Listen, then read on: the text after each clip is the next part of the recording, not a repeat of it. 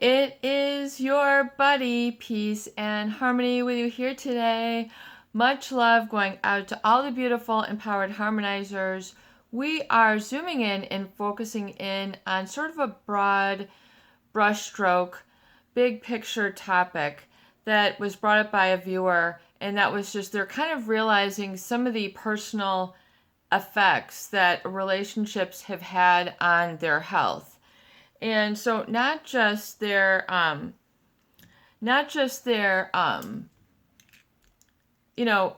mental health, their physical health as well, and their financial health. So just sort of like an oversweeping effect. When you are in a relationship with others, when you surround yourself with others, you are surrounding yourselves with influencers.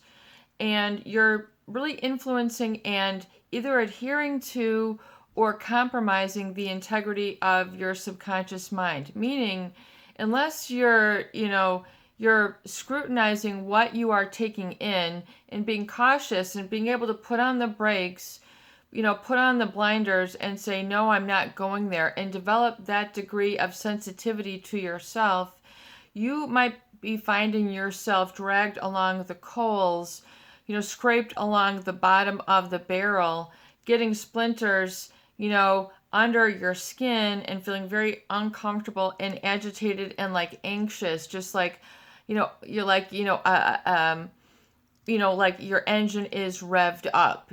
If you're in a relationship with someone who has a negative influence on you. And people, oftentimes don't really understand the degree of the emotional effects that you have on your well-being, your thought process, your profession, the decisions, the expanse of your life, how far you go with, your personal life, how far you go with your professional life, your financial life, and your health. So just, the ripple effect, if you will, as if you were to throw a pebble into a still water, it would have that rippling effect. That's energy and motion when there's no stopping it or no obstacle to kind of break up the pattern. So patterns do repeat themselves when we talk about influences, meaning, and then they sort of catch on to other things going on in your life and take up momentum or what you might feel as being, or just, your life or lifestyle.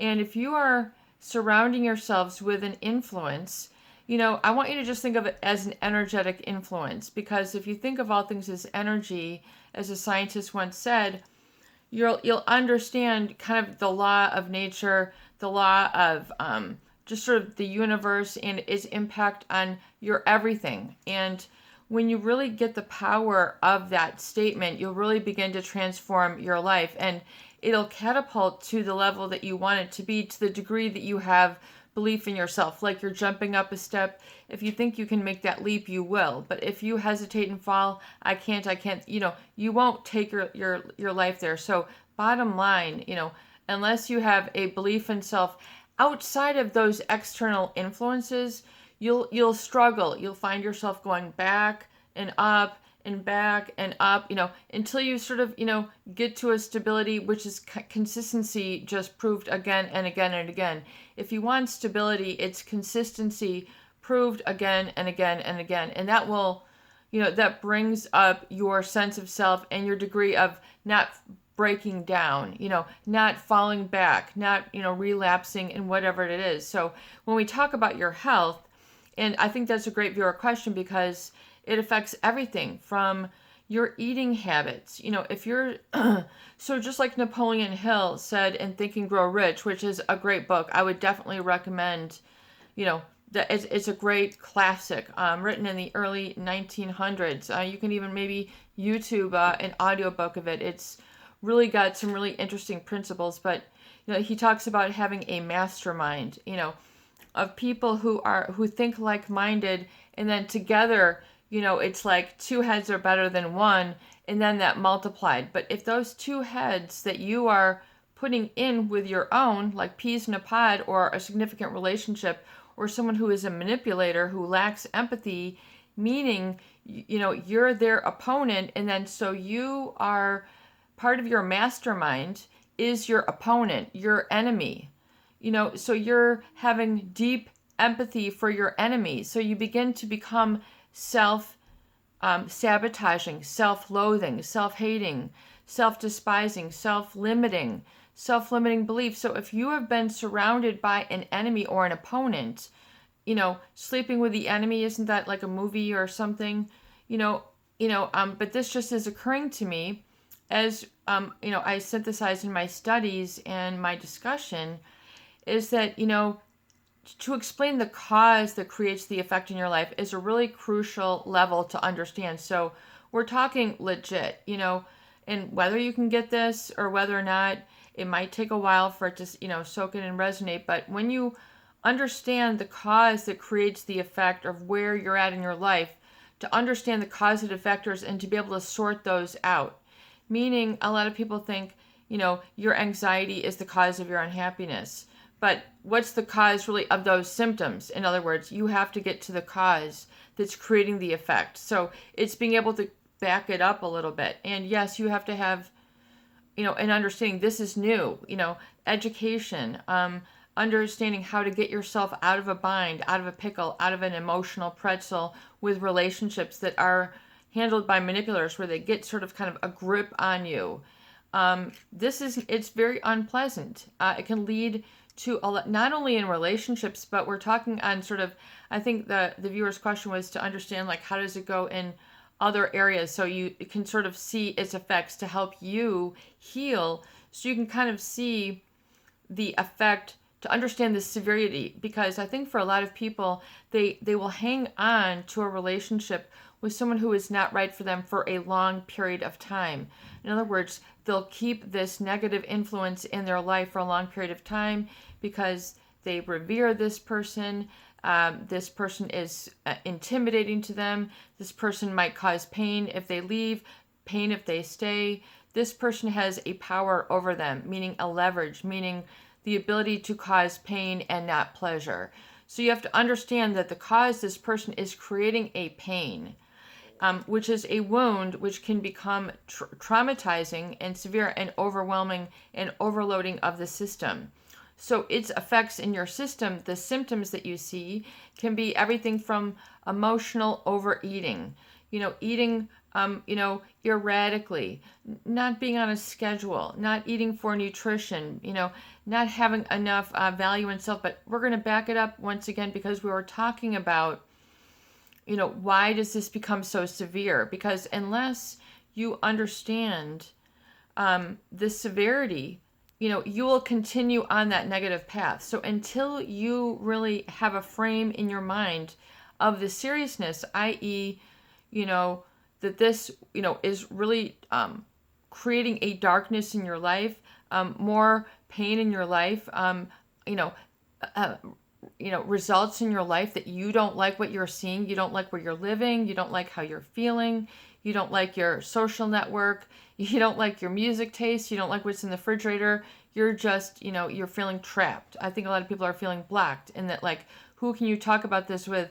But it's to understand that the problem, like the cause that creates the cause that creates the cause of the effect in your life, is to understand that if you are a person of empathy, of heart, you listen to people, you might put them first, you might, revere them, or this person who is a manipulator might have this, like, just assumed position of authority in your life. In other words, they're just came in as an authority. They like to be perhaps a natural leader. Perhaps they're very strongly opinionated. Perhaps they're very self-centered. Perhaps they're very insecure and need a lot of attention. They need to be the one who's got the attention, who's ruling the roast, who's ruling the relationship, who's ruling the house. It's just their loud voice is louder. They're, whatever. They're the one who pay the bills. They're the man, they're the woman. However you've decided the power, in your relationship will affect it. But if you have then been in this relationship with someone who needs that, on a soapbox, on a pedestal, always be the center of attention, can't share the light, can't share the limelight, can't operate in a balance, and can't be truthful and honest, because if they're lying, your subconscious mind is gonna kind of know. I really truly believe that. And whether you study like forensics or something like that, and you're like, at the level of an FBI or someone who's, you know, you know, who has studied that and, can do lie detector tests, and you understanding of all the other physical symptoms, being around someone who is a pathological liar you're gonna pick up on it. You're gonna be your body, your physical body, your subconscious mind, and so it's operating with that as an influence. And so if someone who is your opponent, someone who is, I don't want to say you're an antagonist, but someone who is a constant criticizer, a constant manipulator, the communication always has a manipulative intent. In other words, it goes through a couple of filters, before it reaches you, a filter and a filter. So they're trying to get something. It's like the kid who wants to get ice cream, for breakfast. I didn't get it last night, and then they're trying to reason with you or something. You can't fall for it. You have to be able to identify it for what it is. And realize, though, that if someone is trying to keep you sort of limited for their own means, for their own comfort, for their own pleasure, in other words, put baby in the corner, don't give you a place of interaction, don't acknowledge and validate you, or just, they don't, it's just not convenient, or it threatens who they are or their airtime, then you're basically incorporating this influence, which is like your opponent, because they're trying to knock you down, make you smaller, and limit and disempower you. So if you're always around that, you have to realize, like Napoleon Hill, that's like your mastermind. So you're giving permission, you're giving the green light to these people to put you down a stoop, knock you down, limit, make you feel that you need to put up or shut up, or that you are all these negative things, so that you don't have to, hold them accountable. All the different dynamics that we talk about here, you have to realize that is a serious, it's a serious thing to realize. You're giving them that position. If you stay in a relationship with someone who is narcissistic or malignant or a pathological liar, or they've hyper aroused you, or they've gotten to that point where you no longer feel separate from them, or you feel addicted, or that they're still causing this fear, you're needing to get away, you're needing to separate that influence, so it no longer bleeds into this heartache and wound and thought problematic. So yes, it can feel like you're sabotaging yourself, getting yourself into financial ruins. Do you see? You're kind of like taking the baton from them, and you're like carrying out their marching orders in the negative. I call that NOD thinking, negative orderly direction, thinking, behaving, feeling, and becoming. That's like the wrong direction. It's, and it's other things. It can present as depression, and lethargy, meaning not lazy, but feeling that it's hard to move. You're slow at doing things. It's hard to make a decision. You're feeling apathetic. You're just sort of hopeless, given up. We've talked about learned hopelessness and learned helplessness, and how that becomes a self-defeating behavior. Self-defeat becomes a big problem, is an after effect of being in a relationship with people who are malignant, narcissistic, or psychopathic, or just overbearing, over-controlling, domineering, think that they're the alpha, the lion, whatever it is. They just think they're the rule master, the one with the judge, the judge, or whatever you call that, the hammer, they're the lawmaker. But that's not fair. That's not, ethical. That's not fair treatment. It's hurting other at another expense, to get, you're hurting others to get you where you need to go. And, if you see it in business, you see this in business, it can affect the business. And then you see one guy at the top they're doing very well, but everybody else is, taking the hit. You hear about this time and time again, but especially in your personal relationships, where this is your choice. This is your personal life. This is for the good stuff. This is where you get to really, be decisive and live and be free, to surround yourself with an opponent, a constant criticizer, a manipulator, someone who's trying to put you down, give you the look, or, lead you into a lifestyle that is not conducive to your happiness, to your peace, to be always agitated. So, we're talking about some of the effects, and a lot of people have anxiety and depression. Anxiety meaning that they're just, it's that self-sabotage, or they're just worried about a future outcome. Anxiety is a big, I would say, result or end product, in these relationships. Anxiety, anxiety has a cause, and that's usually fear, which stands for basically false evidence appearing real. So it's something, fear is something that the mind creates when it's hyper aroused, or it feels threatened for its survival, which means your needs just getting met.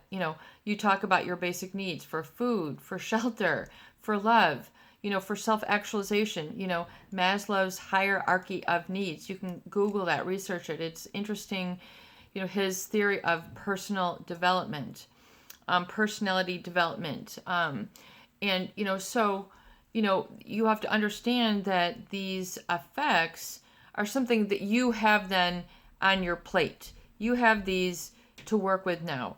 So you might have, the anxiety. So as we're saying, what are some of the effects, like, so that we can get the big picture? Because a lot of people get stuck. They want to get seduced back in. They want to fall back. They want to curl back into the cocoon. They want to go back into the shell. You're just learning to deal with a new element. It's like we've got so many weather changing patterns now. I mean, global warming, if you need something to wake up about, or, get out of your own space for a while, learn about what's going on with global warming, and, check out some of the PBS specials, public broadcasting system, on their coverage, and just look at some of the awesome studies that have been going on in like Antarctica, and they're talking about these really cool, just kind of like temperature thermostats that can go like 6 miles or whatever it is through the glacier. And they found out that like the water, the ocean underneath these is like above freezing. I mean, so we're having a lot of weather changes. So it's just to understand. So if you can understand that your change in your life is kind of like a change in the weather pattern. You might have to dress a little different. You might have to bring you might have to have some tools to make it comfortable. You just don't want to go out there. You need to get the raincoat on. You need to get the waterproof shoes on. You need to get the umbrella. It's the same thing, with these stormy relationships. You have to know how to handle them, get some tools, listen to some videos, do some of the exercises, listen to some podcasts, do some of the recovery dates, do some of the astromations, do the aspiration box, do that collateral jar that we talked about. I mean, do these things. Handle the change of the emotional climate. Handle the change of the emotional weather around you. I mean, it's, you always think it's going to be bright and sunny in certain parts of where you live. You find out you're getting floods now, you're getting snow now, or you're getting drought now. I mean, there's so much going on, that you can kind of see and incorporate to help you to understand the big picture. And then oftentimes it's, the patterns I think are very similar between toxic consumption and the pollutions, and then toxic relationships. It creates, a lethargy. It creates an imbalance. It creates a smog. It creates a fog. It creates, unclean and sometimes hospitable in uninhabitable environments. I mean, we see all this going on, and I do see like a real parallel between that, and and so it's a mirroring, if you will. And so you have to realize how important it is then to take some of the messages that your body is giving you seriously, giving you, when you feel hesitant and self-doubt, take a moment to say, am I going to, fall and just fall down and give into that feeling, or am I able to resist? Because once you kind of get the level of metacognition, which is the psychological term for your mind's ability to think about what you're thinking about. So while you're sitting here listening, you might have your eyes closed,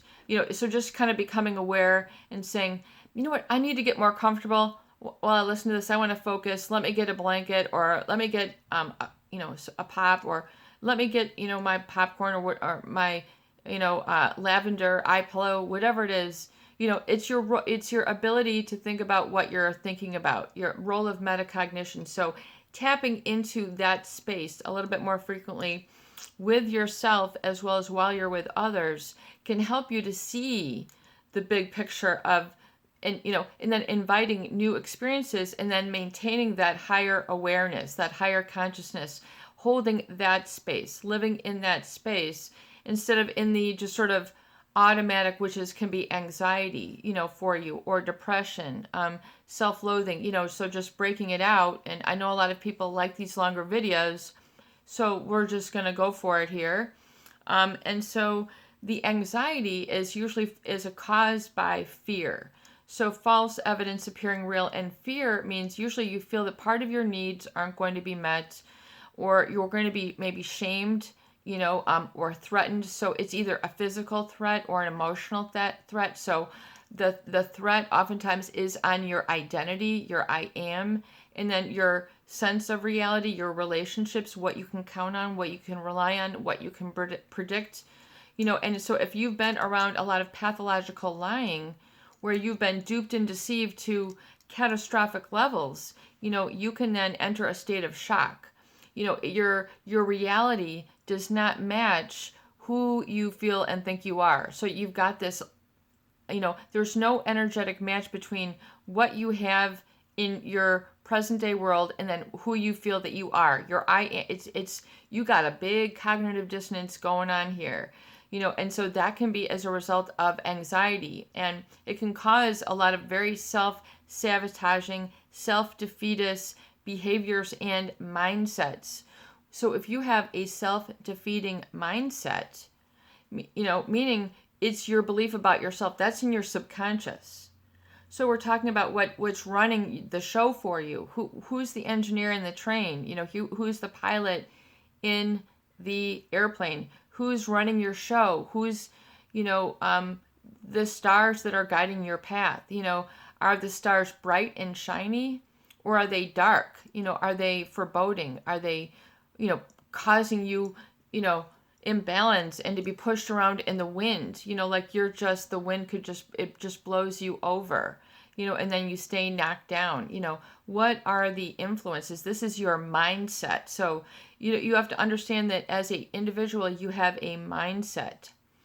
So your mindset can be something that you were born into, something that you picked up and you were always interested to, or there was something about, something you learned in your school, whether it's your elementary class, your junior high, your high school, your college, your interests, maybe you have a professional trade, where it caught, you related to that. So, you've got specific strengths, but if those are threatened, if your sense of self can be threatened, or part of that can be chipped off, you'll get that anxious, and you'll have a fear of the outcome. So even though you'll have this sort of always, sort of undergirding fear of uncertainty for the future. So you're trying to then control outcomes, and that's where anxiety becomes, you're always, it's like a fire drill. You're always trying to sort of, hurry, and then your life is sped up, your thoughts might be sped up, you feel restless,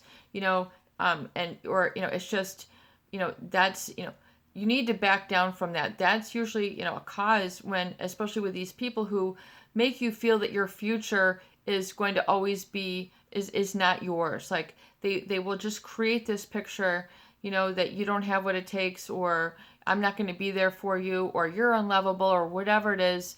The shame energy, the shame energy, the criticism, the judgment, but the pathological lying, just so it's a very cold, damp, and dark energy, if you will. So as we look at things as energy for you, I know you've got people, but just to understand the cause that creates some of these effects, will truly help you to remove some of these negative feelings and shake it off and like get it up, because you not only do you understand it, emotionally as we talk through it here, psychologically you're putting language to the feelings which help you to articulate, so you can then move it out and you have something to work with in your physiology, and then you can loosen it up like a knot. You can go whoop, and like untangle it and go, wow, I see where I was tripped up there. When we talk about being tripped up, I mean, you're emotionally have like a ball and chain, or, like a burlap rope. Oh, it's making you fall. You feel out of grace. These people can cause this, sort of disgrace in your life. And so people then internalize it and think it's a permanent part of themselves. If I fall from grace, if I mess up, I'm headed for trouble. Whatever your trigger is now, maybe you've gotten into a lot of emotional fights, so you're afraid that, you're going to break out into a fight or have aggression, or, you've got these visions of yourselves being alone, or not having any love, or not having, a place to live, or, so your mind is then fabricating and then creating this image that you then are running by. That's your subconscious. So that's your mindset. So it can also affect your mindset, and which affects every area of your life.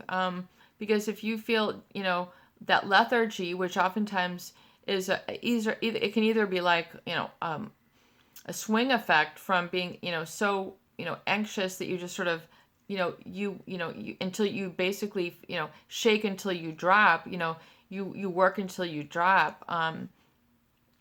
Then you might have that depression as an effect, but you have to realize, and then that anxiety creates it affects your decision making.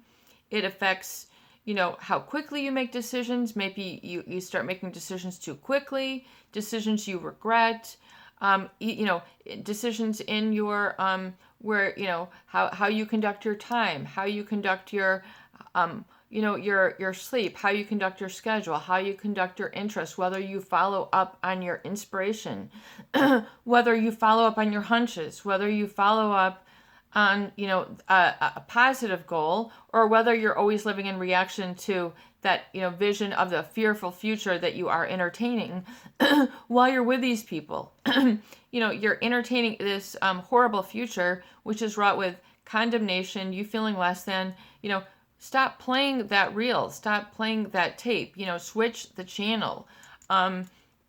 Because that's literally like a programming or a conditioning, oftentimes from being around and having these as influences in, it can create, people say, I don't know who I am. You might have gained a ton of weight. I've seen people who have total emotional eating. I mean, they went from one, and then all of a sudden to another, gaining 10, 20, 30, 40 pounds, and they just don't even look the same. So no wonder you don't feel the same, because look what just happened. Eating sugary foods, fattening foods, things that have no nutrition. And you're wondering then why you're getting depressed, because, now you've got no circulation in this dead weight, and you're not eating nutritiously. You think you're treating yourself, with sugar or fattening foods that are processed, that are addictive in and of themselves, because they hyper arouse, the olfactory system. It hyper arouses your sense of taste, and then you get the sugar high, and then the low, the crash. So, these are all then become behaviors. So you've got negative orderly direction thinking, behaving, and feeling. And then you've got what I call pod thinking, positive orderly direction, thinking, feeling, becoming. And that's a whole kind of different route of your journey. And it doesn't mean that one is slower or faster. You can go on each end, slower or faster. It's not like you have to always be uphill if you're always in the positive, but it's decision makings that are in alignment with your vision of yourself, so that you don't experience a sort of cognitive dissonance and negative tension, because you're living, you've been told that your reality is something when it's not your authentic self or what you're capable of or your positive mindset. So There's so many influences, and it does have a big picture influence. So you need to be able to understand that as you grow and get perspective on that, how it changes your world on the day-to-day, on the long haul. But become aware of that. Don't be afraid to understand, not that you have to be in control of everything, but when it comes to healing, when it becomes to happiness, you have to be at the master helm and be able to balance that and be able to sort of know how to jettison and jog yourself up emotionally, and then balance it with moments of peace and moments of rest and moments of reflection and meditation and, I don't want to say nap taking, but getting into just sort of a reparative state. You really need to nurture that and navigate that. And don't worry about it. If you're just getting, just learning to dial it in, learn to dial it in. Learn, turn it up, but learn and become more, feeling that if you're more in control, then you won't feel like that whole victim mindset, because I think that's really one of the most burdensome, heavy anchors is that sort of victim mindset, victim mentality. It's the victim is running the show. And the victim show, don't go to the victim show. That's going to be the one that's bringing you down, making you depressed, making you feel anxious. Tune in to the positive. Allow yourself. You can handle it. You got this. It's your buddy, Peace and Harmony, with you here today. I hope that these videos do help. Please share, please subscribe, and please donate for more great tools, videos, discussions, and support. Have a beautiful day. Peace out.